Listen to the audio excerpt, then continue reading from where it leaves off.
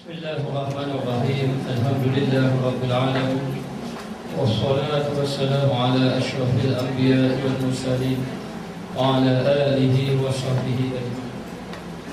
Subhanaka la 'ilma lana illa ma 'allamtana innaka antal 'alimul hakim. Rabbi shrah li sadri wa yassir li amri wa hlul 'uqdatam min lisani yafqahu qawli. Qala musannif rahimahullahu ta'ala wa nafa'ana bi ulumihi fid darain amin. Dan ada pun rezeki yang maksum. Maksum maknanya yang dibahagikan. Maka iaitu barang yang dibahagikan Allah Ta'ala dan tersurat di dalam Lauh Mahfuz. Maka di antara rezeki yang Allah Ta'ala tetapkan, yang pertama dibagi mazmun. Mazmun ni rezeki yang dijanjikan. Dijanjikan ama min dabbatin fil ardi illa Allah ala Allah rizqiha. Allah Ta'ala janji akan diberi rezeki. Manusia ini Allah Ta'ala hidupkan dia, Allah Ta'ala beri rezeki, ini janji Allah. Maka rezeki akan diberi. Lahir saja Allah Ta'ala beri rezeki. Sebenarnya rezeki Allah Ta'ala sudah beri sebelum kita lahir lagi. Sudah diberi rezeki. Maka telah ditetapkan rezeki kita daripada sebelum lahir sampai kita lahir, sampai kita mati. Allah Ta'ala sudah jamin kamu akan dapat rezeki. Kemudian rezeki itu dimaksumkan. Maksum ni dibahagi-bahagikan. Maka dibahagikan. Ada orang dapat rezeki banyak, ada orang dapat rezeki kurang. Kadang-kadang Allah Ta'ala beri rezeki banyak, kesihatan pula kurang. Dan ada Allah Ta'ala beri rezeki kurang, kesihatan pula baik. Maka Allah Ta'ala beri mengikut kadar-kadarnya, mengikut keadilan Allah. Maka tentang rezeki jangan risau. Kerana rezeki ni banyak. Bukan rezeki pada makan minum sahaja, bukan rezeki pada pakaian sahaja, tapi termasuk rezeki zahir dan batin. Rezeki zahir seperti makan, minum, pakaian, tempat tinggal dan sebagainya. Ini dipanggil rezeki zahir. Termasuk juga rezeki dapat juga anak, itu juga rezeki. Dan rezeki batin adalah iman, kekuatan iman, ibadat kepada Allah, keyakinan kepada Allah. Maka rezeki telah dibahagikan oleh Allah Subhanahu wa ta'ala. Kita sebagai orang yang beriman tidak perlu risau tentang rezeki, kerana Allah Ta'ala telah jamin dan Allah Ta'ala telah bahagi. Yang membahagi itu yang maha adil. Apa kita susah? Maknanya kadang-kadang kita je rasa tidak yakin, ragu-ragu. Sedangkan yang bahagi itu yang maha adil, Allah Ta'ala bahagi. Dan kita pula kadang-kadang melihat rezeki itu satu sudut saja. Rezeki itu harta je semata-mata. Banyak rezeki yang Allah Ta'ala bagikan kepada kita. Maka yang kedua, kita kena tawakal, serah diri kepada Allah tentang rezeki yang telah dibahagikan oleh Allah. Allah Ta'ala telah membahagikan rezeki kita semenjak pada Lauh Mahfuz lagi. Sebelum kita wujud lagi sudah dibahagikan, telah ditetapkan rezeki-rezeki seseorang tadi. Maka dikatakan bahawa barang yang dibahagi Allah Ta'ala dan tersurat di dalam Lauh Mahfuz, Allah Ta'ala bagi dan Allah Ta'ala telah catat ataupun telah tercatat di Lauh Mahfuz bahagian-bahagiannya. Esok kita nak makan apa, hari ini kita makan apa, lusa apa yang pakaian kita pakai, minum kita nak minum apa, semuanya telah ditetapkan. Maka dikatakan bahawa barang yang memakan akan dia dan meminum akan dia, dan pakaian yang dipakai akan dia. Yang ni yang melibatkan makan, minum, pakaian. Jadi makan, minum, pakaian ini Allah Ta'ala telah tetapkan. Allah Ta'ala telah tetapkan tiap masing-masing itu dengan kadar masing-masing. Jadi orang itu akan dapat. Dia tidak boleh lari daripada rezeki yang telah ditetapkan oleh Allah. Tak boleh lari. Sebab itu kalau dah sampai rezeki kita, kita tak cara pun dapat rezeki. Dia tidak boleh lari. Sebagaimana kematian pun tidak boleh lari, maka rezeki tak boleh lari. Sebab itu orang-orang yang ada mata hatinya, dia tidak risau juga. Allah Ta'ala telah tetapkan. Kalau kita lari pun dapat juga. Sebab banyak rezeki yang kita tidak sangka dapat. Kadang-kadang kita tak terfikir pun. Dan ada juga rezeki yang kita inginkan tak dapat. Kerana bukan kita yang bahagi, dan Allah Ta'ala tak ikut kita. Kita kena ikut Allah. Allah Ta'ala membahagikan mengikut kehendaknya. Lalu dikatakan di antaranya makanan, minuman, pakaian yang dipakai akan dia. Tiap-tiap sesuatu dengan kadar yang ditakdirkan akan dia, dengan tiap-tiap kadar, sesuatu kadar yang telah ditetapkan oleh Allah Subhanahu wa Ta'ala. Jadi Allah Ta'ala tetapkan makanan, pakaian dan sebagainya. Mana siapa waktu pagi ada makanan. Kita tak perlu susah. Saya perlu susah tengok pembangunan naik bila parti atau anak tanah lagi. Maknanya kalau padi kau kurang lagi tak ada makan nasi. Asal susah. Kita tak payah fikir benda tu. Allah Ta'ala akan bagi rezeki mengikut kehendak Allah Subhanahu wa Ta'ala. Nabi Yusuf alaihissalam ketika seorang raja bermimpi 7 ekor lembu kurus makan 7 ekor lembu gemuk. Lalu takbir mimpi tak faham apa makna takbir mimpi. Lalu ada seorang mengatakan ada seorang di dalam penjara, yakni Nabi Yusuf alaihissalam, yang boleh mentakbir mimpi. Lalu dalam keadaan macam itu dipanggil Nabi Yusuf. Lalu Nabi Yusuf pun takbir mimpi. Bila Nabi Yusuf takbir mimpi mengatakan 7 tahun subur tanaman, 7 tahun kemarau. Maknanya lalu dipanggil pakar-pakar ekonomi. Lalu bermesyuarat dengan pakar-pakar ekonomi untuk membahaskan makroekonomi. Maknanya ekonomi jangka panjang. Lalu dibahaskan, kalau setahun kita kena dia macam ni, tanaman banyak ni, fikir tak nampak jalan. 7 tahun tanaman ini tu nak lawan 7 tahun kemarau itu tak ada nak habis. Maknanya pakar ekonomi pun pening kepala, tak ada nak buat apa-apa. Lalulah dipanggil Nabi Yusuf alaihissalam. Nabi Yusuf pun buat pelan ekonominya. Lalu dikatakan bahawa lapu-lapu hak atas jalan raya itu, hak dekat pokok tu asal bazir saja, bazir. Mana tu gambaran saja. Mana apa lapu-lapu atas pokok. Buat membazir saja. Kita nak jimat ni, nak jimat akan datang. Lalu dia letak dengan pelan ekonomi, penjimatan demi penjimatan. Baratnya begitulah. Lalu Nabi Yusuf pun membentangkan kepada raja tersebut bagaimana pelan ekonomi untuk 7 tahun yang subur, 7 tahun yang kemarau tadi. Lalu bila melihat di atas kebijaksanaan Nabi Yusuf alaihissalam, lalu dah dilantik Nabi Yusuf menjadi menteri. Masuk jaga jadi menteri. Maknanya ada orang dia masuk jaga, dia keluarkan jadi menteri. Jadi nak beritahu jadi menteri. Dia pun mentadbir dengan penjimatan yang tertentu. Ini pembaziran ini apa ni? Belanjawan macam ni buang. Belanjawan apa ni? Maknanya pakaian luar negara ini potong. Ni hotel ni potong. Pergi mesyuarat, pergi ngebah ya. Sorry dengan pas ngebah. Kenderaan mewah potong.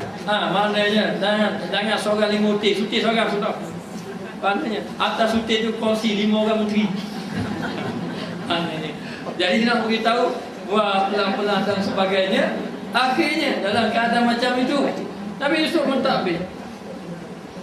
Bila Nabi Yusuf mentadbir, dalam ketika tengah subuh tu, 7 tahun yang kemudiannya, masuk tahun yang ke-8 saat kemarau.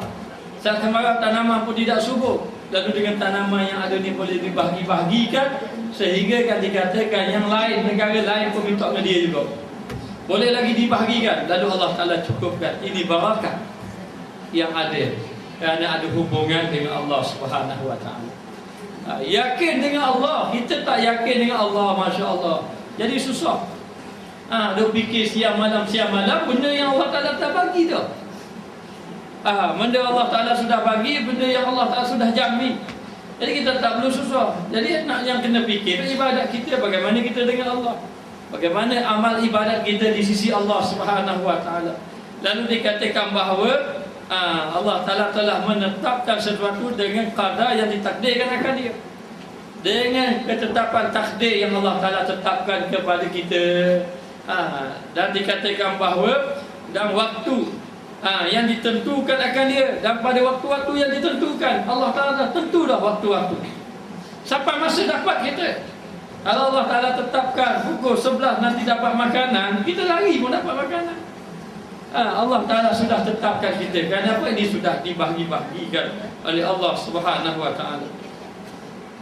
Pada waktu yang ditentukan akan dia, tiada bertambah atasnya dan tiada berkurang padanya, dan tiada bertambah dan tiada berkurang. Sudah ditetapkan. Hanya kita rasa takut. Rasa takut dengan rezeki. Takut anak kita rezeki kurang, takut kita pula rezeki kurang dan sebagainya. Rezeki tidak akan bertambah kecuali dengan apa yang telah ditetapkan oleh Allah Subhanahu Wa Ta'ala. Hanya kita ada tugas. Tugas kita hanya menjalankan syariat dia panggil. Kalau untuk dapat rezeki kerja, kena kerja. Tetapi banyak mana Allah Ta'ala beri ini jangan petikan. Kita bekerja dapat banyak, alhamdulillah, Allah Ta'ala bagi. Dan Allah Ta'ala bagi kalau orang itu yakin dengan Allah dan dia ini benar-benar menyerahkan diri kepada Allah, Allah Ta'ala akan tambah. Tambah itu pun telah ditetapkan oleh Allah. Maknanya sesuatu yang telah ditetapkan oleh Allah Ta'ala. Maka dikatakan di sini, tiada bertambah atasnya dan tiada berkurang daripadanya, dan tiada terkemudian daripada barang yang disurat dengan tertentu yang ditentukannya. Maka maknanya bila Allah Ta'ala tetap, tidak akan dikemudiankan. Sampai masa Allah Ta'ala tetap banyak tu, tidak akan dikemudiankan. Jadi yang kita dapat itulah yang telah ditetapkan. Yang rezeki kita ni yang masuk dalam mulut kita tu rezeki. Yang duduk dalam kocek itu belum tentu lagi. Yang tak dalam buku pen tengok nombor banyak-banyak tu belum tentu lagi. Nampak pun nombor je banyak-banyak rasa suka. Tapi rezeki kita sebenarnya Allah tak tetap. Kalau orang itu harta banyak pun takkan dia makan roti canai 10 keping sehari. Macam tu juga sama je. Tak perlu susah. Yang susahnya ibadat kita dengan Allah. Hanya orang yang bijaksana, dia telah menggunakan hartanya untuk mendapat ganjaran di sisi Allah. Ini orang bijaksana. Maknanya. Lalu dikatakan bahawa sabda Nabi SAW, "Ar-rizqu maqsumun mafrughun laisa anhu taqwa taqiyyin tuzaidi."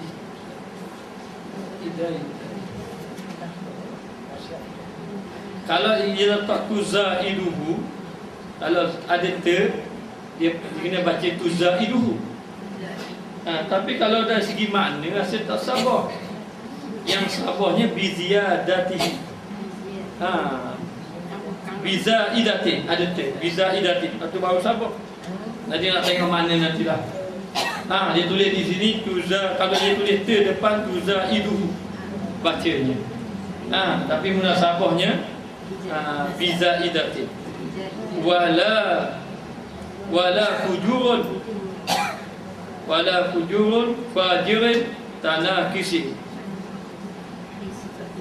Bermula rezeki itu sudah dibahagi, lagi sudah selesai, tiada daripadanya takut bagi orang yang takut. Bagi orang yang takut ditambahkan akan dia, dan tiada fujur bagi fajir mengurangkan akan dia, yakni zalim, orang yang zalim. Fujur ni orang yang zalim, fajir orang yang zalim. Fujur ni orang yang melakukan keburukan. Jadi nak beritahu, rezeki itu sudah dibahagi, lagi sudah selesai, habis cerita. Rezeki sudah dibahagi dan sudah selesai rezeki. Sudah selesai lagi rezeki, mana telah ditetapkan. Tiada daripadanya takut bagi orang yang takut ditambahkan akan dia. Maka tiada lagi orang yang takut tadi ditambah akan dia. Tak payah susah-susah. Payah fikir-fikir, tambah kekurang, maka telah tutup. Dan tiada fujur bagi fajir mengurangkan akan dia, yakni zalim, orang yang zalim. Baik. Bagi orang yang takwa, rezeki telah tetap. Begitu saja. Tak tambah kalau orang itu sudah takwa. Tapi kalau orang itu fajir, orang yang melakukan kejahatan, rezeki pun sudah tetap, tidak dikurangkan. Bukan maknanya. Jadi dari segi rezekinya Allah Ta'ala jamin sampai begitu. Orang yang fajir dengan orang yang taqiyyin. Taqiyyin ni lawan dia fajir. Taqiyyin ni orang yang bertakwa, fajir ni orang yang tidak bertakwa, orang yang melakukan kejahatan. Orang yang bertakwa ini Allah Ta'ala kata rezeki sudah selesai dah. Maknanya dia kata al-rizqu maqsumun mafrurun. Rezeki itu sudah dibahagi, sudah selesai. Kalau kita buat baik pun itulah rezeki kita. Orang yang bertakwa ni, walaupun dengan takwa ni tetap gitulah rezeki dia. Tapi orang yang buat jahat tak kurang rezeki dia gitu juga. Maknanya sampai begitu dikatakan sudah selesai dah. Maksumu mafrurun, maknanya sudah selesai. Allah Ta'ala tetap dah. Jadi kalau orang buat solat itu, Allah Ta'ala beri rezeki itu, memang itu rezeki dia. Pertambahan itu memang Allah Ta'ala tetap dah. Bukan Allah Ta'ala tetap dulu, oh dia ni baik, dia tambah sikit lagi. Maknanya begitu. Tetapi hanya disebut di dalam Al-Quran, kalau mau bertakwa aku beri rezeki yang tidak disangka-sangkanya. Maknanya dari segi hukumnya kita kena faham, rezeki ini akan ditambah oleh Allah dengan melakukan kebaikan. Maknanya biasanya bila kita buat baik, Allah Ta'ala akan bagi. Tapi hakikatnya Allah Ta'ala tetap lakukan. Itu hakikatnya tetap dah. Tapi orang yang melakukan kejahatan, biar ini rezeki dia, tiba-tiba buat jahat, Allah Ta'ala kata aku tarik belakang, Pak Ta'ala sikit abuk pun. Jadi tidak berlaku begitu sebenarnya. Sebenarnya rezeki memang tetap. Kalau berlaku begitu pun itulah tetap daripada Lauh Mahfuz lagi. Kerana rezeki maksum, rezeki yang telah dibahagikan itu tetapannya adalah di Lauh Mahfuz. Bukan kita faham, kalau kita faham Allah Ta'ala tetap rezeki, lepas tu lahir kita tak betul buat jahat. Oh buat jahat aku tarik rezeki. Bukan begitu. Sebenarnya di Lauh Mahfuz sudah ditetapkan. Maka orang taqiyyin tidak tambah, tidak ditambah. Orang fajir la tanakus, tidak dikurangkan. Maknanya tidak dikurangkan akan dia. Jadi begitu jahat pun kadang-kadang Allah Ta'ala beri orang kafir, masya-Allah rezeki banyak pada kita. Maknanya kadang-kadang orang maksiat banyak rezeki Allah Ta'ala beri. Jadi rezeki ini itu bahagian Allah. Allah Ta'ala nak beri tak kira, sebab binatang pun Allah Ta'ala beri. Habis semua Allah Ta'ala bagi, rezeki Allah Ta'ala bagi belaka dah.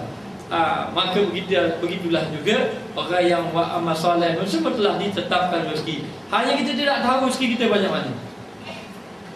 Oleh kerana kita tidak tahu, kita kena banyakkan berdoa biar murah rezeki, dan kita kena bekerja untuk dapatkan rezeki. Tetapi kita kena pegang, kalau kita bekerja sungguh-sungguh, rezeki banyak itu memang sudah ditetapkan. Kalau kita ni bekerja ni sungguh-sungguh pun dapat rezeki sikit, itu memang sudah ditetapkan. Lalu kalau kita bekerja bersungguh-sungguh, Allah Ta'ala tambah rezeki, kita tak boleh kata oh sabit kita ini rajin, sabit kita ini pandai, sabit kita bersungguh-sungguh. Dah telah ditetapkan oleh Allah. Ramai mana orang bersungguh-sungguh tak ada rezeki juga. Ramai mana orang ambil kurang saja dapat rezeki sepak ramai ni. Maknanya tiba-tiba dapat harta banyak ni, nak beritahu apa? Nak beri rezeki itu di tangan Allah, bukan di tangan kita. Maknanya jadi Sayyidina Ali ni orang yang yakin betul dengan rezeki Allah. Jadi satu hari makanannya tidak ada di rumah. Jadi sahabat Nabi ni makanan tidak ada di rumah, biasalah. Kita ni makanan tak ada di rumah, luar biasa. Dalam rumah tak ada makanan, oh Masya Allah, pelik ni biasa ada sama. Maknanya, tapi sahabat Nabi ni makanan tidak ada di rumah, biasa. Jadi Sayyidina Ali tidak ada makanan. Anaknya lapar, lalu isterinya pun gitu. Dalam keadaan kata isterinya, dia ada simpan duit sikit. Dia ada simpan, ada duit simpan, ambillah untuk beli gandum, cukuplah untuk keluarga kita nak makan hari ini. Lalu dalam keadaan itu Sayyidina Ali pun bawa dah duit tadi untuk membeli makanan, beli gandum, untuk nak beli makanan kepada anak-anaknya, berikan sausin dan sebagainya.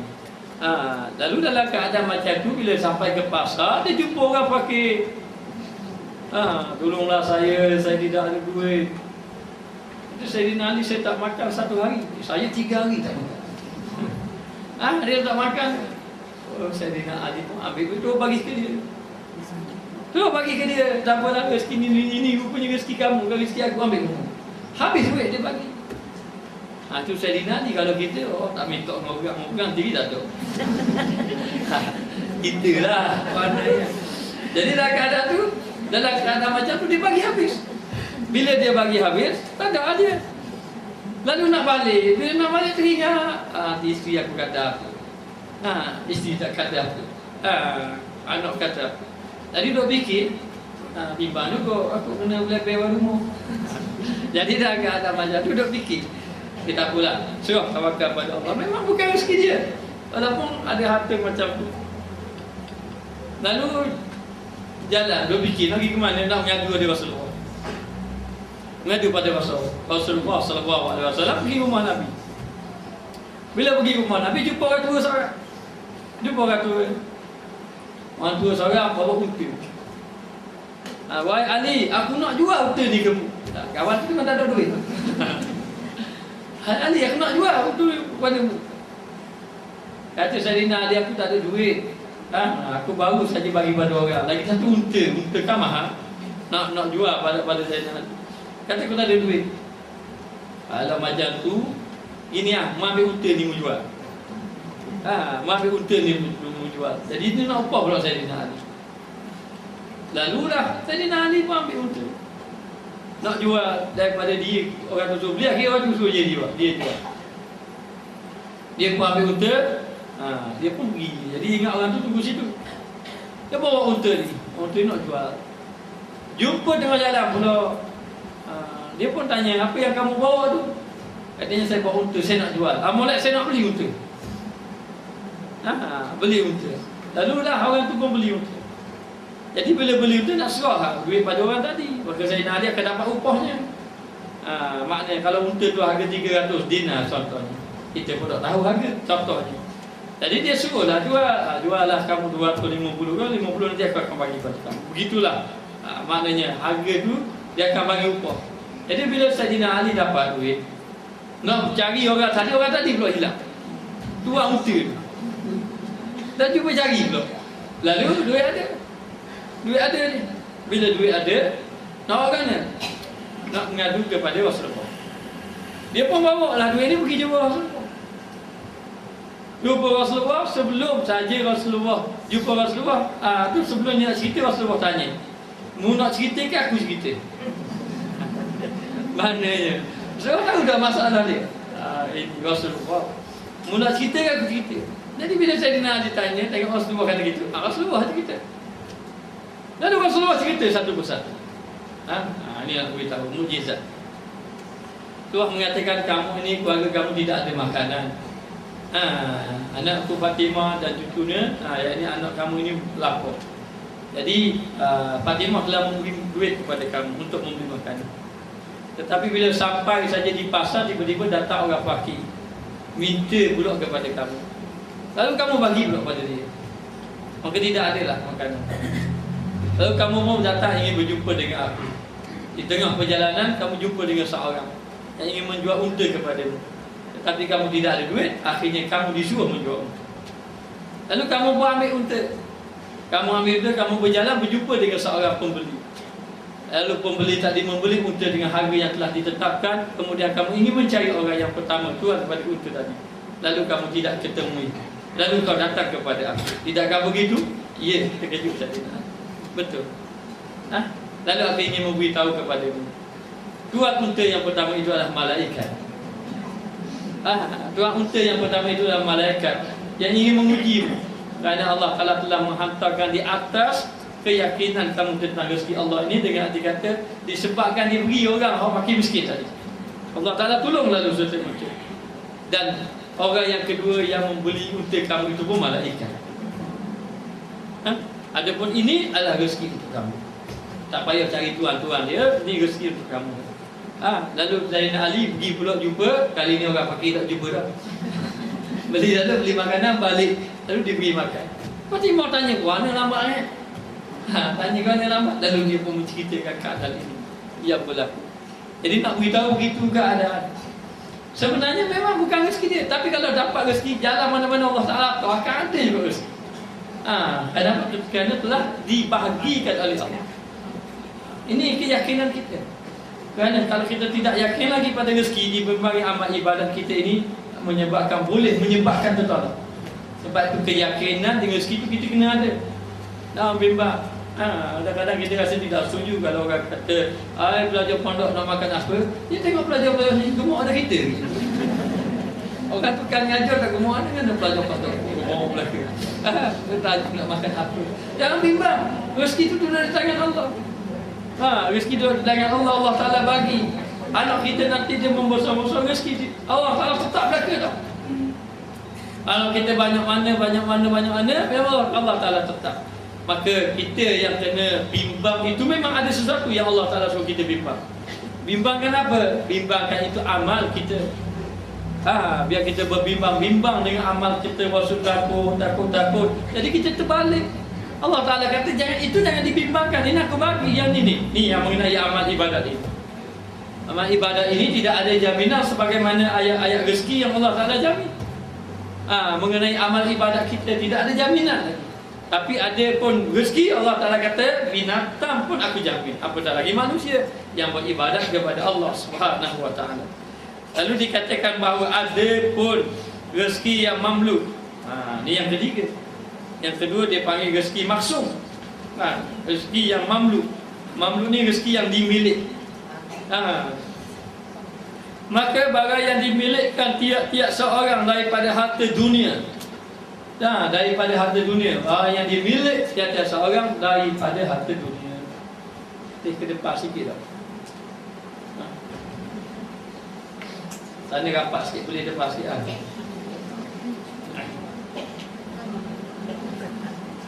Maka dikata barang yang dimiliki tiap-tiap seseorang. Tiap-tiap seorang daripada harta dunia. Daripada harta dunia. Barang yang dimiliki tiap-tiap seorang daripada harta dunia. Ada lagi dua orang.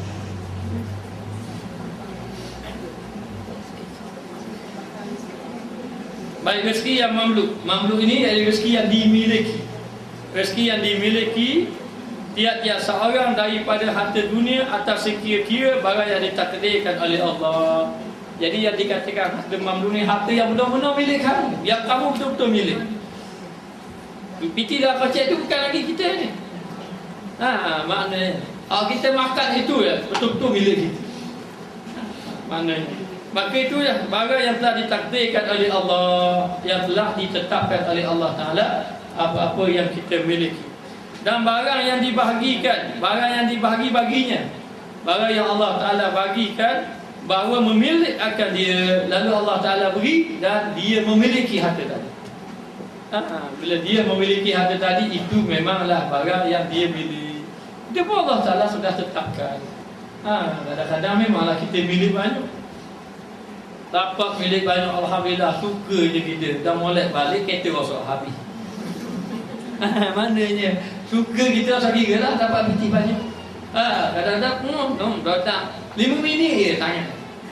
Baru ambil biti di bank, dapat biti banyak, salah tengah jalan kereta rosak. Atau ke pemain, beri biti ke pemain, habis kita. Dah bila juga kita dapat milik sekejap je. Jadi kita kadang-kadang yang terpedaya, kadang kita tolong pegang saja. Tolong pegang saja. Maknanya hak betul-betul milik kita. Allah kadang-kadang lebih kurang saja, sama aja. Lebih sikit orang ni je. Maknanya Allah Ta'ala telah tetap dah Allah Ta'ala beri milik kita. Milik Allah Ta'ala beri tu kena faham bukan milik kita, milik Allah. Milik Allah Ta'ala. Jadi Allah Ta'ala beri pegang saja.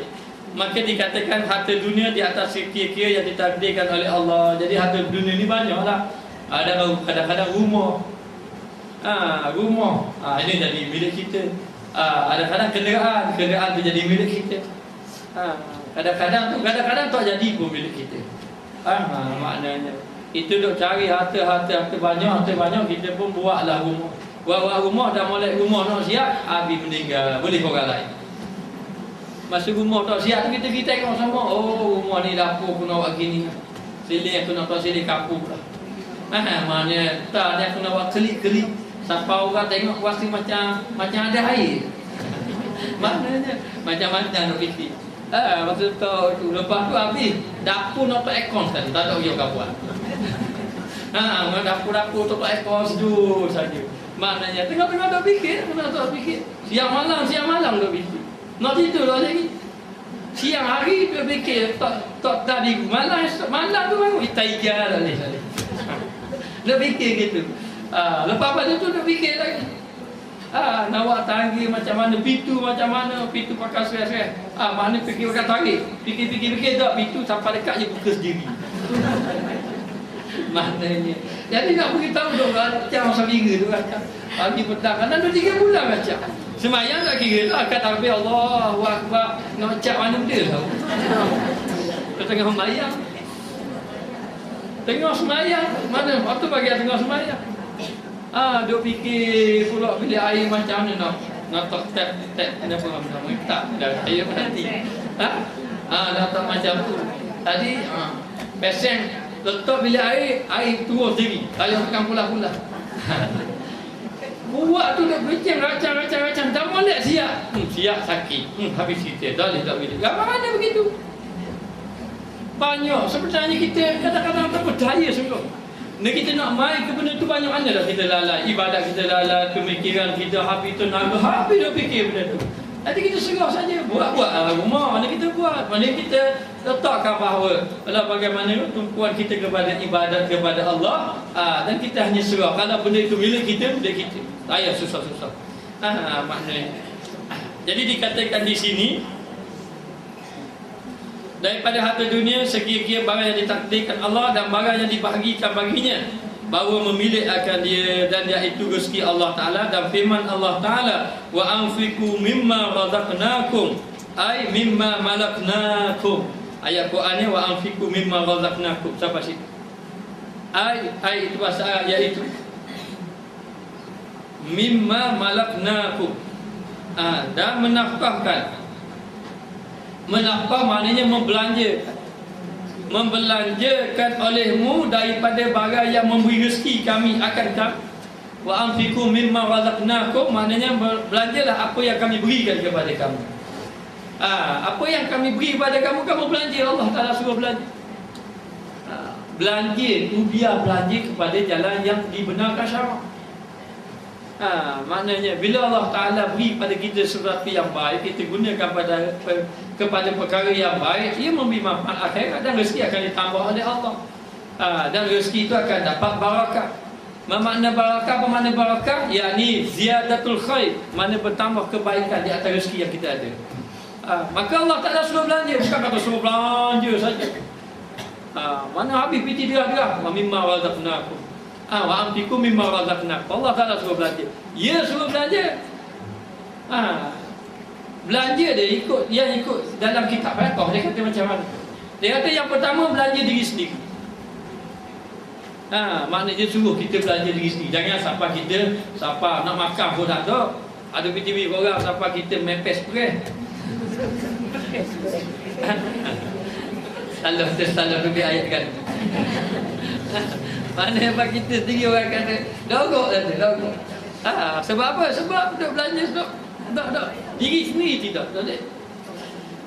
Maknanya yang pertama mesti kita belanja diri kita. Yang kedua, belanja pada isteri kita. Lebih kepada isteri. Maknanya kalau suami itu sayang isteri, biasanya suami guru, isteri sihat. Kalau isteri tu sihat, suami guru, tu kurang maknanya. Jadi nak beritahu, bagi pada isteri. Dia tak boleh, maknanya suami makan sedap-sedap, isteri muka singgah sudah. Maknanya tak boleh, dia kena bagi. Yang ketiga, memberi kepada anak yang belum balik. Anak yang belum balik, bagi. Yang keempat, beri kepada ibu. Ibu jatuh nombor 4, tapi kena bagi kepada ibu. Maknanya untuk mendapatnya sebagai tanggungjawab anak. Kalau ada setengahnya berpendapat, dia kata ibu dulu. Sehingga kan ada kisah mengenai seorang itu menjadi wali Allah kerana bila mak ayah dia nak minum susu kambing bahasa, lalu dia terlupa sampai ibu ayah dia tertidur. Lalu dia pun kurang susu, dia pun letak dalam cawan dia. Lepas tu letak dalam talat. Dia dah tunggu gitu, dia berdiri. Selagi mana mak ayah dia tidak bangun. Anak dia nak minum, tak ada bagi. Isteri nak minum, dia tak bagi. Sehinggalah mak ayah dia terkejut. Mana kalau mak ayah dia tidur 8 jam nanti. Tapi tak kerja lama gitu biasa. Dia tunggu sampai mak ayah terkejut, baru dia beri minum, barulah dia bagi pada anak-anak dia. Dan orang ini mendapat tingkap wali Allah Ta'ala. Orang yang dikasihi oleh Allah Ta'ala. Sebab begitu keadaannya. Anak ini Allah Ta'ala redha dengan redanya ibu bapa. Isteri Allah Ta'ala redha dengan redanya suami. anak murid Allah Ta'ala reda, tinggal reda dia untuk guru. Maka begitu turutan dia. Maka dalam keadaan macam tu, kena bahagi kepada ibu dan kena bagi kepada bapa. Maknanya zaman Saidina Umar, seorang perempuan dia bawa ke mak ayah dia pergi mana-mana. Siapa dia gendong, kata gendong bukan biku kan. Gendong dia gendong. Pergi mana-mana. Saidina Umar tengok heran dia. Seorang wanita bawa ayah dia. Tanya dia, kenapa kamu buat macam ni? Dia kata kerana ayah saya ni dah jadi macam budak-budak. Tak boleh tengok saya tak ada, terus panggil. Dan kalau apa ni, dia nak jaga ayah dia, takut ayah dia ni nangis susah tidak dapat, dia bawa pergi mana-mana. Dan kalau ayah dia nak ni, saya kena beli. Kalau tak ada, saya kena ganti pakai lain. Jadi begitulah. Dia tangga. Lalu kata Saidina Umar, bagus sungguh orang puan. Maknanya bagus, dia kata bagus kenapa? Kerana dapat telah Saidina Umar kata, kamu ni telah melaksanakan tanggungjawab anak sebagai anak kepada ibu, kepada bapa kamu. Kata tidak lagi. Katanya tidak lagi. Seorang ayah, dia kata, kalau dia tangguh anak, dia memang bercita-cita anak dia umur panjang. Tapi anak ni dia tanggung ayah dia, kadang dia mari kok kekala. Dia mari. Maknanya dah betul ni dalam kitab.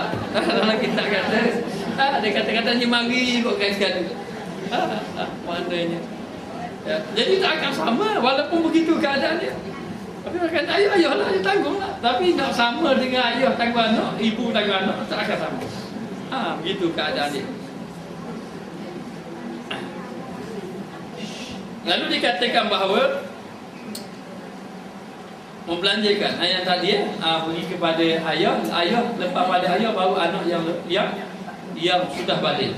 Lepas pada tu baru pergi kepada adik-beradik. Lepas pergi adik-beradik baru pergi kepada jiran tetangga. Bukan jiran tetangga, kaum kerabat. Maknanya sepupu dan sebagainya. Kemudian bawa pergi jiran tetangga. Kemudian bawa pergi orang luar. Keadaan dia begitu. Maka dikatakan bahawa dan menafkahkan oleh kamu daripada barang yang memberi rezeki kami akan kamu, artinya daripada barang yang memilik kami akan kamu, yakni kamu nafkahlah apa yang kami beri kepada kamu, belanjakan dengan apa yang kami milikkan kepada kamu, yakni kita nafkah dengan sesuatu yang kita milik. Jangan nafkah bukan milik kita. Kita yang Allah Ta'ala beri. Jadi jangan, kalau kita mengambil hak orang lain, nanti Allah Ta'ala akan menarikkan balik. Kalau hak kita diambil, nanti Allah Ta'ala akan kata. Sebab Allah Ta'ala kata dah, aku dah bagi milik masing-masing. Jangan duk gaduh-gaduh dengan milik orang lain.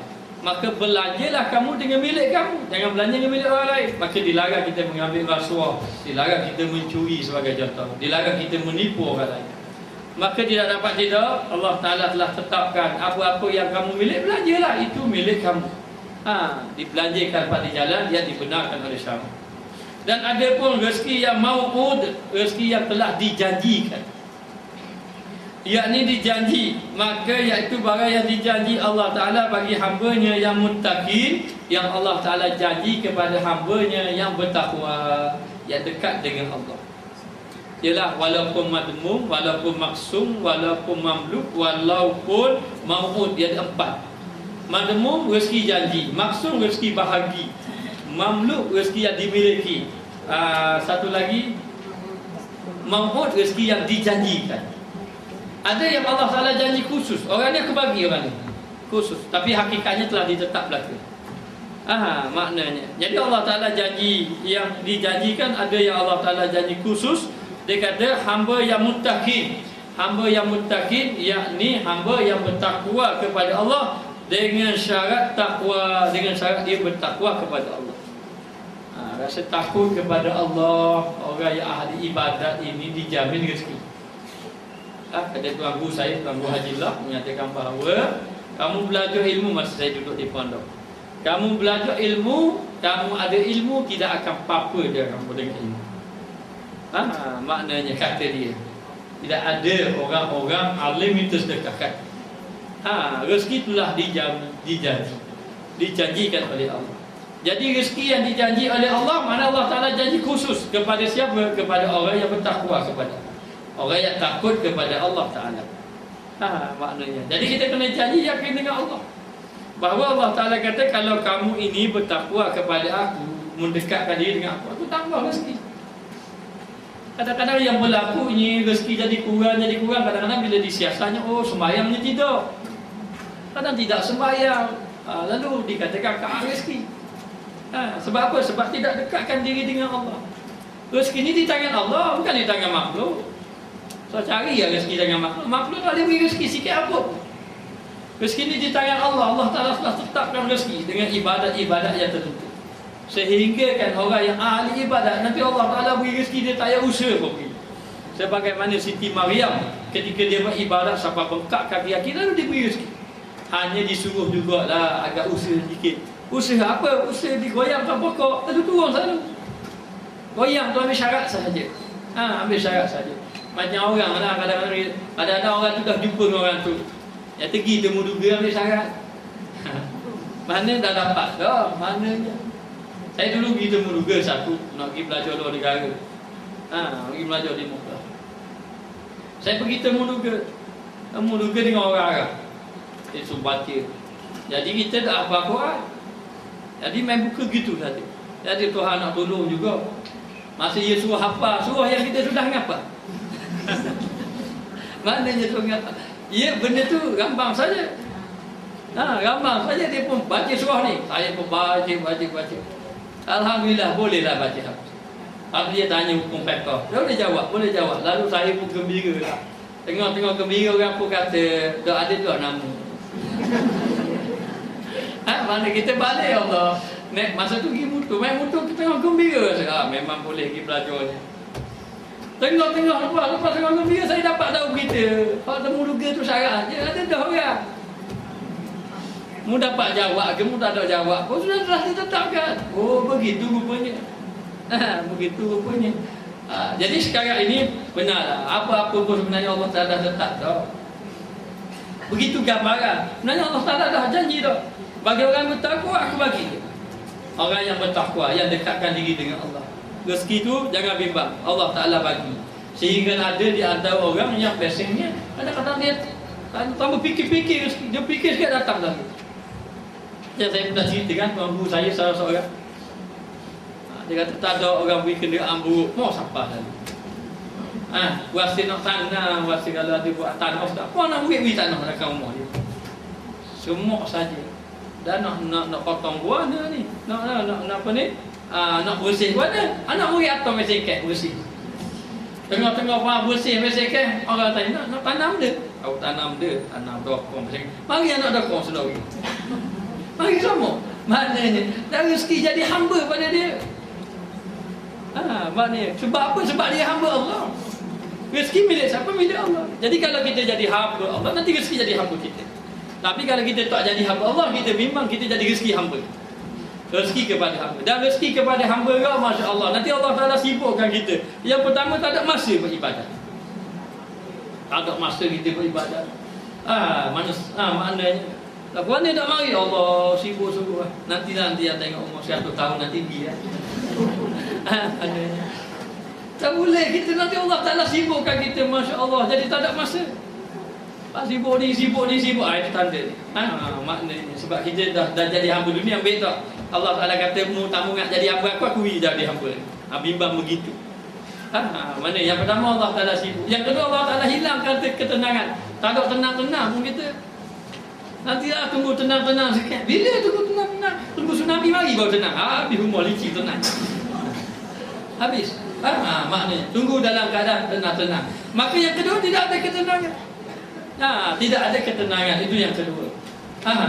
Yang ketiga mendapat masalah tak susah-susah. Pas satu. Mula masalah anak, selesai masalah anak, masalah rumah selesai, masalah kereta. Maknanya habis satu-satu dah selesai. Sehingga kan tidak ada ruang untuk beribadah. Ini cukup takut. Orang-orang yang ahli ibadat dia takut yang ni. Ada yang mari sikit, oh sekarang ini benda ni dah sibuk dah aku ni. Balik semula. Kenapa? Kerana bimbang, takut semakin hari semakin jauh dengan Allah. Ada pun orang yang bertakwa, dia dekat dengan Allah, apa Allah Ta'ala jamin Allah Ta'ala akan beri rezeki kepadanya dengan syarat takwa, takut kepada Allah. Rezeki yang halal, Allah Ta'ala beri rezeki yang halal. Daripada ketiadaan penat, tak ada penat-penat, buka pintu ni. Dia sama penuntut pintu, penuntut ke penat. Jadi kita memang penat nak baca kitab. Maknanya sama saja. Minta mata, minta mati. Maknanya jadi bunyi pada akhir kali mati sungguh. Jadi sekarang ni tak ada penat-penat datang rezeki. Maknanya sebab itu orang yang bawa agama biasanya tak penat mencari rezeki. Biasanya begitu. Maknanya tak penat mencari rezeki, tapi sebab apa? Dia membawa agama. Dan dia telah dijanjikan rezeki orang yang bertakwa kepada Allah. Kalau dia bertakwa kepada Allah, maka rezekinya akan ditambah oleh Allah. Bahkan Allah Ta'ala beri rezeki kadang-kadang tak penat-penat. Macam tengok sahabat saya, Allah Masya Allah. Dia kata, ana ustaz, kuliah, satu kali kuliah orang bayar 100. Tak ada kerja dah. Kuliah subuh, kuliah garik, relax je. Kuliah subuh 7 kali, kuliah garik 7 kali. Lepas tu siang tidur semua. Relax je, tak ada apa-apa. Oh, ingat saya buat kerja. Rezeki Allah Ta'ala bagi. Tapi bila dalam keadaan masa kosong banyak, masa tu dia mikir. Dulu dia baca kitab, dia mikir-mikir kena buat projek je. Buat projek. Bila dia buat projek bisnes, jadi businessman, betul berjaya, dah masa banyak. Bayanglah dia punya kerja dia lepas subuh saja. Dia pergi subuh, lepas subuh pukul 8 dia boleh tidur. Isteri tak ada rumah, boleh tidur saja. Mana? Tidur saja. Nak ke buat kerja pun nak malam pun. Boleh 200 riyal sehari. Orang lain 200 riyal, Allah. Setengah hari dah lagi 200 riyal. Mana seminggu dah lagi, kadang-kadang setengah orang itu sebulan baru dapat 200. Dah hampir sebulan. Dia sehari boleh. Sehari mula dia mikir. Dia mikir, kena buat projek. Dia buat projek. Allah Ta'ala beri maju. Akhir kali nega pun belajar pun mengajar pun kurang. Warna ustaz katanya pergi pelabuhan ambil barang, tak mengajar. Subuh pun kurang, isyak pun kurang. Nega kopsok. Akhir kali dia jumpa saya, dia kata, ana ustaz tanah dah ada. Dulu molek Allah Ta'ala beri cukup, ni lebih daripada cukup lagi. Tapi je, anak tak mengaji dah ni kata. Mengaji pun kurang, baca kitab pun kurang, mengajar pun kurang. Dia fikir boleh. Jadi dia mikir ketika mana? Ketika bulan Ramadan. Jadi dia ni tiada tahu bulan Ramadan dia jadi imam, dia bertazkirah dan sebagainya penuh. Tapi hari ni kau bulan Ramadan kau banyak pelanggan. Kau banyak pelanggan. Hari-hari fikir punya fikir, berhenti dia. Berhenti dia. Allah hebat. Dia kata hebat. Dia boleh kata tuan-tuan boleh kata belum tentu ni tinggal habis. Maknanya, tapi Allah Ta'ala bagi dia. Sebab apa memang begitu. Kita jangan jadi hamba kepada dunia, kita jadi hamba kepada Allah. Nanti dunia akan jadi hamba pada kita. Dan kita kena yakin kalau orang itu dekat dengan Allah, maka Allah Ta'ala akan beri dia rezeki yang halal dengan ketiadaan penat. Dah penat dah, dapat rezeki. Lalu masa kosong itu masa kosong bagi-bagi boleh semain duha, boleh baca kitab, boleh berzikir. Kan banyak benda-benda ibadat yang boleh buat. Tapi ada pun kadang-kadang kita mencari rezeki, nak ibadat pun kurang. Tak ada masa. Jadi sebab itulah jalan orang mendekatkan diri dengan Allah, sebenarnya pintu rezeki itu terbuka. Firman Allah Ta'ala, wa may yattaqillah yaj'al lahu makhraja wa yarzuqhu min haitsu la yahtasib. Ini dipanggil ayat 1000 dinar. Maknanya tu orang ingat apa ni?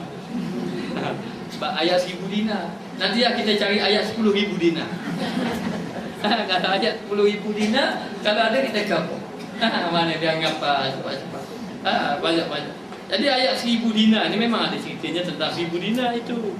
Tetapi yang dikehendaki adalah mengamalkan dia, biar kita betul faham betul-betul yang maksudnya barang siapa yang takut akan Allah, kalau dia bertakwa kepada Allah. Sebab itu dia kata rezeki ini didatangkan dengan sembahyang jemaah tidak tinggal, hadir majlis ilmu banyak-banyak, baca Quran. Ini jalan pembukaan pintu rezeki.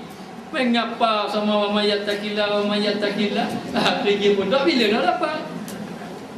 Mana boleh. Macam seperti dia mau pergi ke hospital, doktor kata makan 3 kali sehari. Mula tengok doktor 3 kali sehari, 3 kali sehari, obat tak makan, bila nak baik? Saya cerita ini sebab begini. Ada satu kisah, seorang hamba Allah datang kepada saya. Jadi dia mengadukan keadaan masalah halnya. Dia mengadu tu orang muslimin lah. Jadi saya cubalah, cuba nasihat. Kita pun tak erti juga, kita beritahu gini. Akhir kali saya kata Poci pegang ayat ni. Biar Poci faham tu, Poci pegang ayat ni. Ayat benda Ustaz. Poci ingat wa may yattaqillah yaj'al lahu makhraja. Dalam surah At-Talaq. Poci tengok surah At-Talaq, saya ayat ni Poci pegang betul-betul ayat ni. Amal yattaqillah. Maknanya. Jadi kita pun kata faham betul-betul, siapa yang bertakwa Allah Ta'ala beri jalan keluar. Dia Poci ada masalah apa-apa, Poci peganglah ayat ni. Dia tanya, nak baca masa bila? Nak baca masa bila dengan Tok Luana, dia kata. Jadi dia duk faham, rupa-rupa dia duk faham. Kalau ada masalah, baca ayat ni, wa may yattaqillah wa may yattaqillah. Maknanya dia duk faham, boleh jadi kalau dia ada hutang kau telefon mana nak, bila nak bayar? Lagi kejap dia tak telefon wa may yattaqillah. Wa may yattaqillah yaj'al lahu makhraja. Jadi buat zikir pula ayat tu. Kata faham betul-betul, maknanya kita kena pergi belajar, kita kena dekatkan diri dengan Allah, biar kita jadi orang yang bertakwa. Yaj'al lahu makhraja. Allah Taala beri jalan keluar. Bukan duk ngapa ayat tu saja. Maknanya macam begitu. Jadi sekarang dikata ini janji Allah. Siapa yang bertakwa kepada Allah, maka Allah Ta'ala beri jalan keluar. Kisahnya masyhur kan, kisah seorang sahabat Nabi yang anak dia kena tawan. Jadi lalulah dia minta pada Nabi suruh dia beribadat banyak-banyak, berdoa banyak-banyak. Lalu lepas daripada itu anak dia pun selamat daripada tawanan. Dapat pula wa'alik kambing, dah selamat kambing pula ada. Lalu ayah dia tanya, boleh makan ke tidak boleh makan? Turun ayat ni, fayadzuqhu min haitsu la yahtasib. Aku beri rezeki yang tidak disangka-sangka. Maka boleh. Sebab dia bertakwa, dapat pula rezeki yang tidak disangka-sangka. Maka bolehlah baginya makan. Dan dikatakan bahawa barang siapa takut akan Allah Ta'ala, fayadzuqhu min haitsu la yahtasib, barang siapa takut akan Allah Ta'ala, yang ini bertakwa dengan melakukan apa yang Allah Ta'ala perintah, dengan meninggalkan yang dilarang. Yang dilakukan oleh Allah Ta'ala, yang Allah Ta'ala perintah itu termasuk perkara-perkara sunat. Ibadat-ibadat sunat, tanda dia bertakwa kepada Allah. Maka dijadikan baginya keluasan. Apa maksud keluasan? Dijadikan dia jalan keluar. Apa saja masalah-masalah ini pasti akan selesai. Dengan apa? Dengan dia mendekatkan diri dengan Allah. Maknanya, maka Allah Ta'ala beri jalan keluar. Dan direzekikan akan dia, yakni Allah Ta'ala beri rezeki kepadanya pada sekira-kira tiada dapat dikira-kira. Ini pada ayat ni. Tiada sekira-kira jangan tiada dapat dikira-kira. Maknanya dengan tidak disangka-sangka. Maknanya kita akan dapat rezeki dengan tidak disangka-sangka. Tiba-tiba tidak disangka-sangka dapat rezeki. Tak tahu rezeki daripada mana. Mana tiba-tiba Allah Ta'ala cukupkan rezeki. Dengan kita mendekatkan diri kepada Allah Subhanahu Wa Taala. Maka demikianlah. Maknanya nak suruh kita jangan gaduh tentang rezeki ni, tapi jangan tidak berusaha, tapi kena juga kita berusaha kepada Allah Taala. Maka inilah bahagi rezeki, inilah bahagian rezeki ada 4, dan tawakal dan bahagian tawakal serah diri. Serah diri kepada Allah Taala, yakin rezeki itulah dijanji. Kita buat amal ibadat, kita kena berdoa pada Allah biar kita dekat diri dengan Allah, biar rezeki Allah Ta'ala tambah. Kerana Allah Ta'ala janji, orang yang lebih, orang yang bertakwa ni aku beri lebih lagi. Kemudian kita pula kena bekerja. bekerja-kerja kita dapat rezeki, kita pun kena bersyukur dapat rezeki, kerana ini pembagian Allah Ta'ala tetap. Dan kemudian kita tak payah dah fikir siang malam tentang rezeki, kerana rezeki itu sudah madbum, sudah dijanji oleh Allah Ta'ala, sudah dijamin oleh Allah Ta'ala. Jadi banyak kadang-kadang rezeki orang yang tidak sangka-sangka pun dapat. Ramai mana orang yang sudah tidak sangka-sangka, dia rasa tidak boleh lah nak pergi Mekah pun tidak boleh, tiba-tiba Allah Ta'ala hantar dia pergi ke Mekah. Dalam keadaan rezeki yang tidak disangka-sangka. Boleh. Baik, maka dikatakan dan tawakal sesungguhnya wajib pada berbetulan yang dimadmumkan. Walaupun demikian dia bertepatan dengan apa yang telah dijamin oleh Allah. Madmun ni yang telah dijamin. Betul, kita kalau beribadat bersungguh-sungguh, kalau pun kita dekatkan diri dengan Allah, nanti rezeki datang. Walaupun rezeki datang itu memang telah bertepatan dengan apa yang telah dijanji oleh Allah. Allah Ta'ala sudah janji di Lauh Mahfuz lagi. Allah Ta'ala telah tetaplah rezeki kita banyak-banyak mana. Maka ketahui olehmu yang demikian itu, ketahuilah rezeki semua itu duduk di tangan Allah. Sehingga kan ulama menetapkan bahawa banyak orang ini terabad ibadat kerana rezeki. Dan banyak halangan-halangan ibadat, banyak halangan ibadat, tapi halangan yang besar di antaranya rezeki, yang menyebabkan orang tadi terhalang dia untuk melakukan amal ibadat kepada Allah. Dan ada pun had tawakal, batasan orang-orang yang batasan tawakal itu, makasanya telah berkata setengah daripada guru kami bahawasanya berwakil, yakni menyerah hati, berwakil ataupun bertawakal, menyerah hati atas Allah Ta'ala dengan memutuskan kepadanya, dengan menyerahkan betul-betul rezeki ini duduk tangan Allah. Kita dipanggil jangan takbir kita bersama-sama Allah. Apa maknanya jangan takbir kita bersama-sama Allah? Dalam kitab Tanwirul Qulub ada membahaskan ini.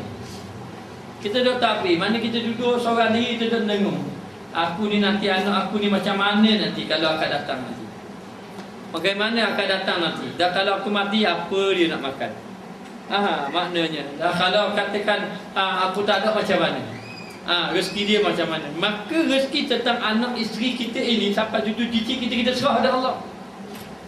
Jangan kita duduk mikir sangat. Maknanya nanti jadi kita yang beri rezeki pula, jadi syirik pada Allah. Saya beritahu pada seorang, saya kata Allah, bolehlah pergi masjid surau dah, negaan sudah maju dah, bolehlah pergi ke masjid surau, jangan sampai tak ada masa buat amal ibadah. Boleh dah tinggalkan anak. Dia pun jawab, anak-anak dah boleh tinggal. Saya tak yakin pada dia, tinggalkan anak habislah, kata tak boleh makam dia kita. Dah yakin. Maknanya jadi sabit dia, jadi anak-anak senang. Jadi kalau tak ada dia susah habis dia. Susah habis. Dah boleh. Ini menandakan tanda tidak yakin lagi pada Allah. Allah Ta'ala sudah tetap dah rezeki itu masing-masing dah. Sebab tu Allah Ta'ala beri tengok. Kalau orang ada anak, rezeki dia tambah. Jalan tambah tu macam-macam jalan. Kadang-kadang dapatlah apa ni, dapat apa ni, pekerjaan lain dan sebagainya. Itu pemberian daripada Allah. Baik, maka dikatakan di sini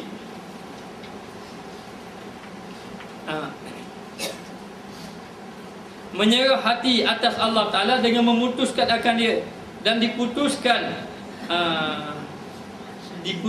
asa daripada barang yang lain. Putus asa dengan barang yang lain pada Allah.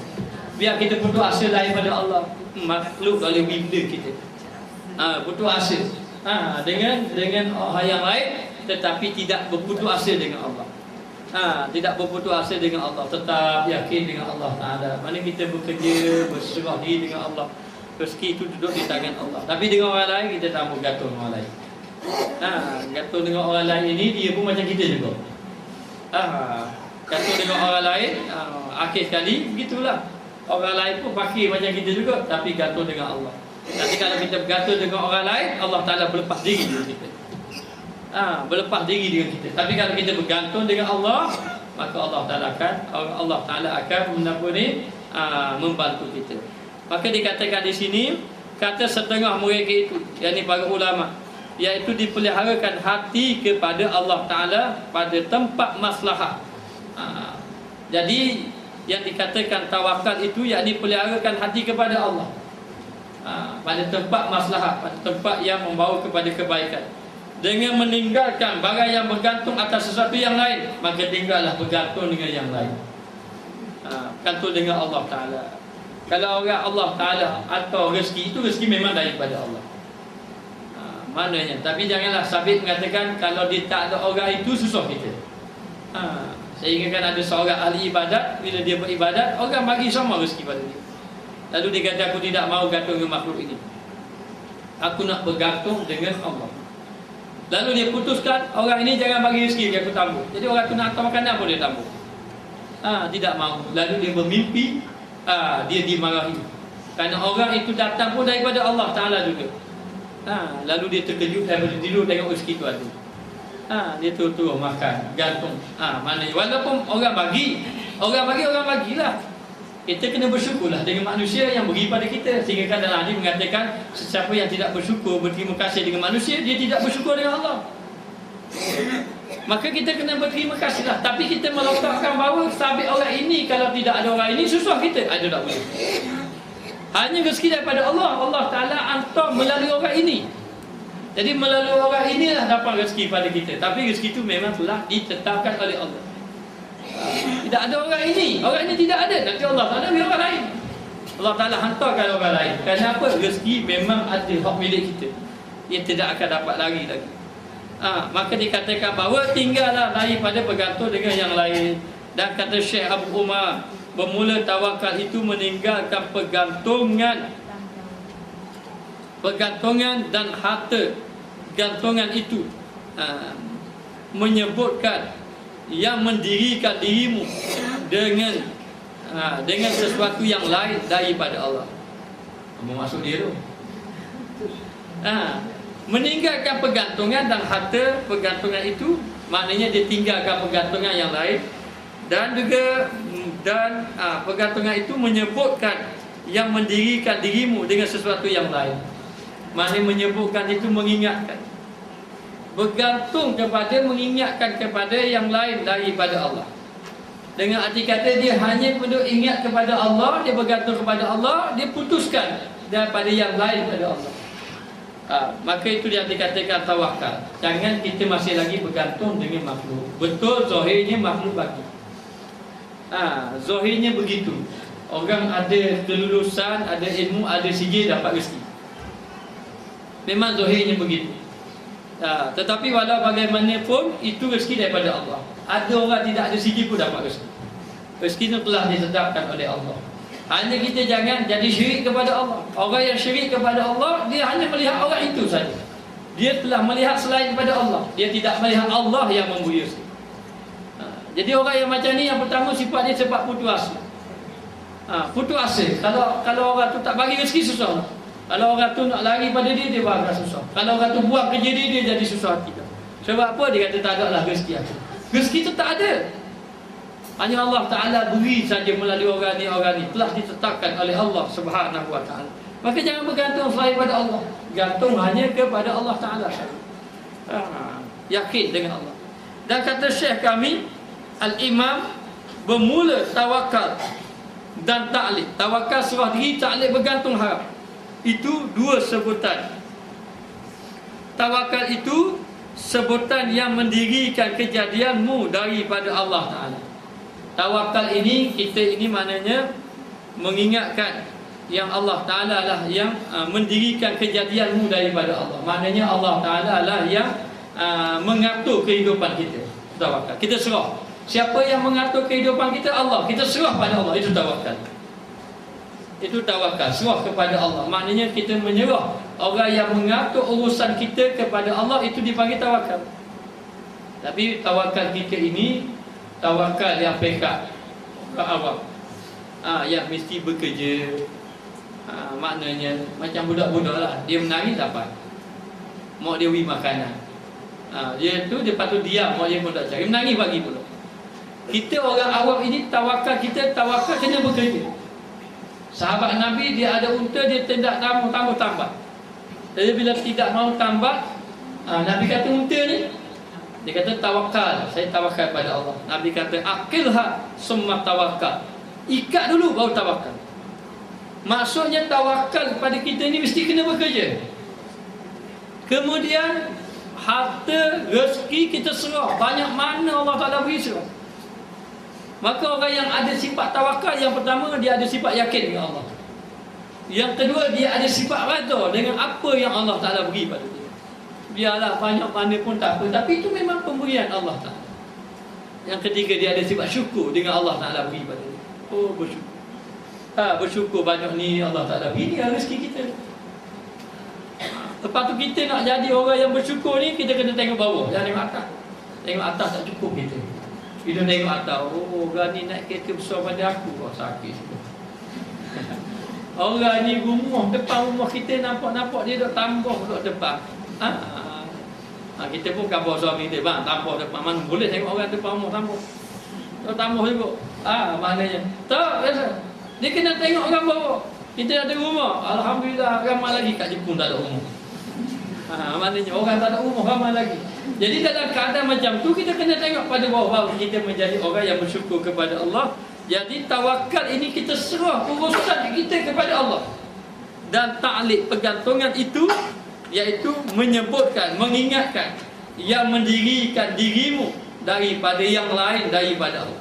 Maknanya ta'liq ini, pergantungan, ta'liq ini yakni mengingatkan orang yang mendirikan dirimu daripada yang lain daripada Allah. Yakni kita ingat ataupun kita memandang kepada yang selain daripada Allah. Dengan ingat selain pada Allah, itu dia panggil ta'liq. Jangan ta'liq tapi tawakal. Kalau ta'liq lawan pada tawakal.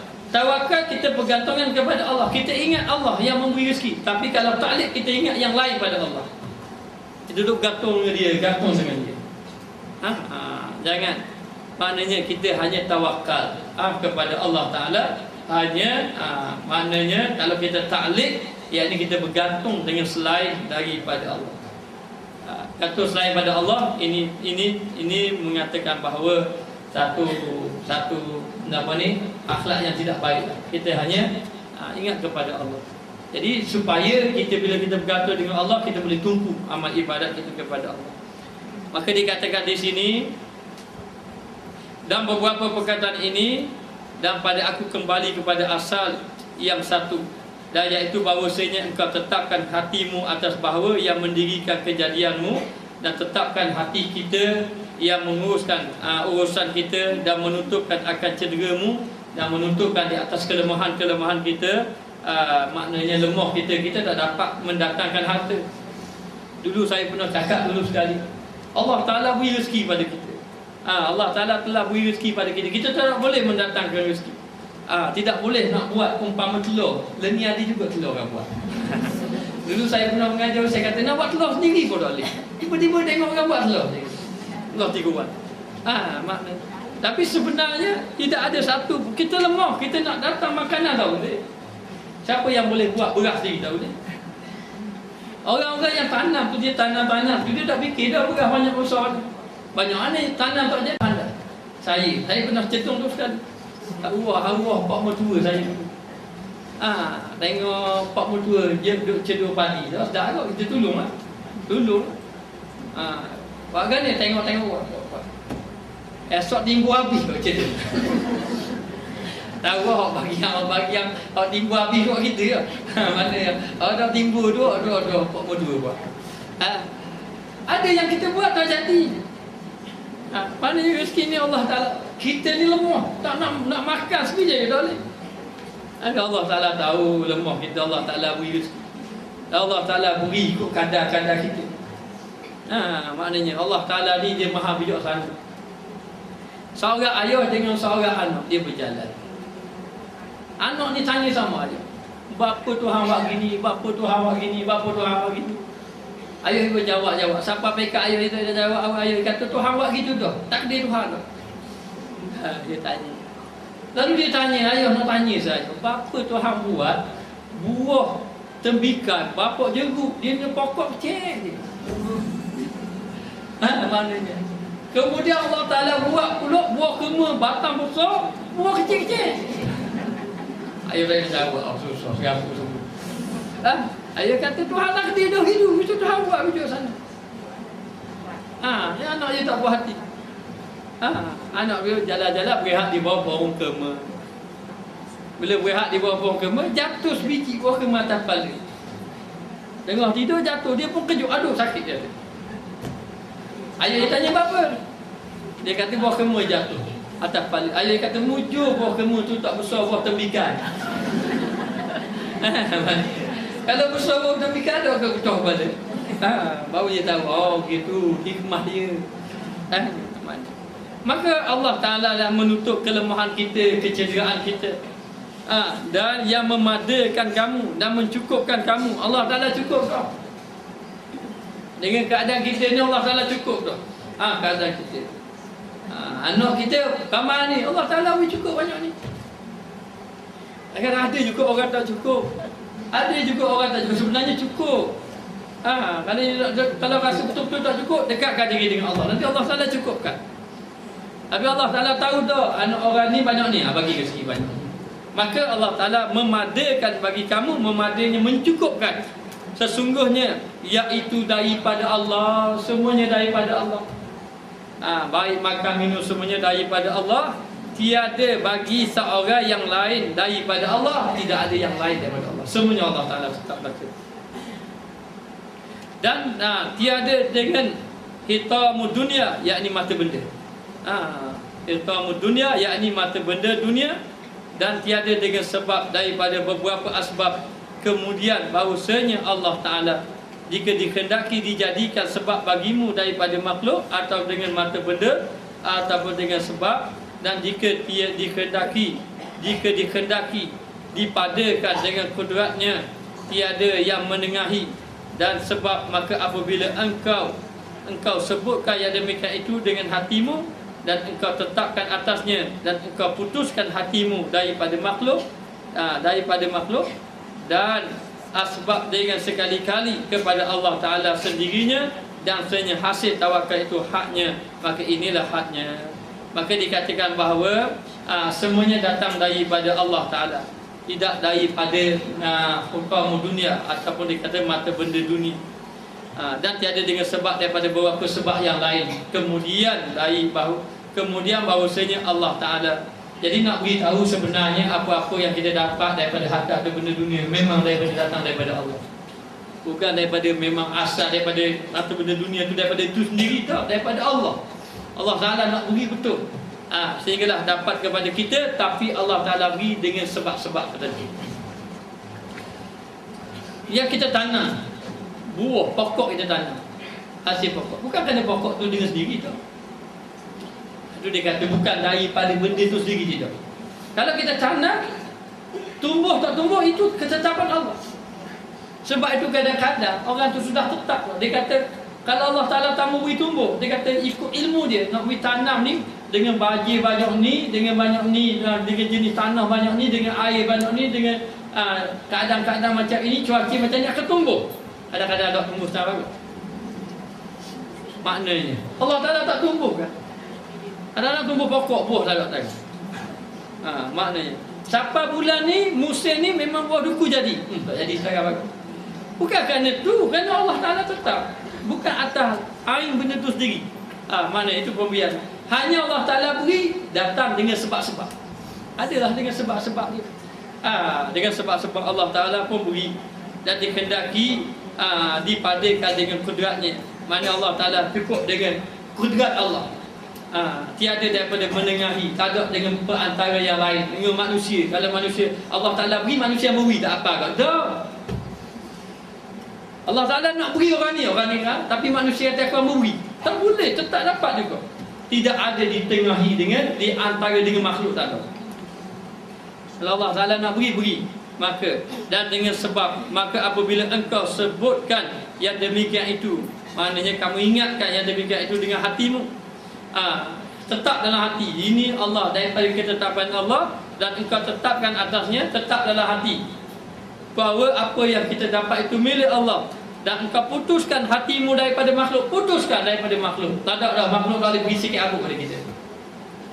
Tidak akan mampu nak beri pada kita. Dan yang kita dapat daripada makhluk itu daripada Allah, bukan daripada makhluk. Kerana pemberian Allah tidak ditengahi dengan makhluk. Allah Ta'ala tak kata aku beri apa dia, kau anda nak beri yang beri. Kalau ikut hati aku nak beri dah tamu, nak beri ke tamu. Tak ada gitu. Bila sudah ditetapkan, tak boleh lari manusia. Andai kata semua manusia tambah beri, tapi Allah Ta'ala nak beri, siapa tu? Siapa juga maknanya. Tidak ada orang pun nak beri pada dia. Allah Ta'ala boleh beri. Pejam mata celak ada pun. Tak payah duduk tanam-tanam pun. Maknanya Allah Ta'ala boleh beri. Jadi ini pemberian Allah. Dan dikatakan putuskan daripada makhluk. Tak ada makhluk tidak boleh memberi. Yang dikatakan menjamin masa depanmu Allah. Menjamin masa depan. Dan sebab-sebab. Dan putuskan dengan sebab-sebab. Dengan sekali-kali kepada Allah Ta'ala putuskan. Sebab-sebab tu memang Allah Ta'ala jalankan, tapi bukan mesti dengan sebab tu. Sebab nak dapat buah, mesti kena tanam baru dapat buah. Ada orang ada kebun banyak buah, ada orang tak ada kebun banyak buah juga. Maknanya ada orang yang banyak kebun, jadi nak beritahu ini melalui sebab-sebab apa Allah Ta'ala tentukan kepadanya. Dan kepada Allah Ta'ala sendiri dasarnya hasil tawakal itulah yang dikehendaki. Tawakal itu serah diri kepada Allah. Haknya maka inilah batasan daripada tawakal. Kita kena letak dalam hati tidak ada makhluk yang dapat menghalang rezeki Allah. Kalau rezeki itu dapat kita, itulah memang hak kita. Dan Allah kena datangkan sebab, tapi asbabnya daripada Allah. Kena pegang macam itu. Maknanya rezeki-rezeki yang kita dapat itu daripada Allah, tapi Allah Ta'ala nak kita begini. Rezeki aku akan beri, yang aku nak pada kamu ibadat kepada aku. Dan jangan sampai dengan rezeki yang telah aku beri ini mu jadi terhalang ibadat. Jangan sampai. Ibadat, teruskan ibadat. Mu takut apa? Kita kadang-kadang takut rezeki tak dapat, kita tinggal ibadat. Lalu Allah Ta'ala kata, aku kalau beri. Jangan bimbang, rezeki aku bagi. Manusia tidak dapat halang daripada rezeki yang aku nak bagi. Yang aku suruh kamu ni beribadat kepada Allah Subhanahu Wa Ta'ala. Itulah yang dikatakan tawakal kepada Allah. Maka bertawakallah kita kepada Allah. Bimbang tentang rezeki, dan kita serahlah kepada Allah Ta'ala. Wallahu a'lam.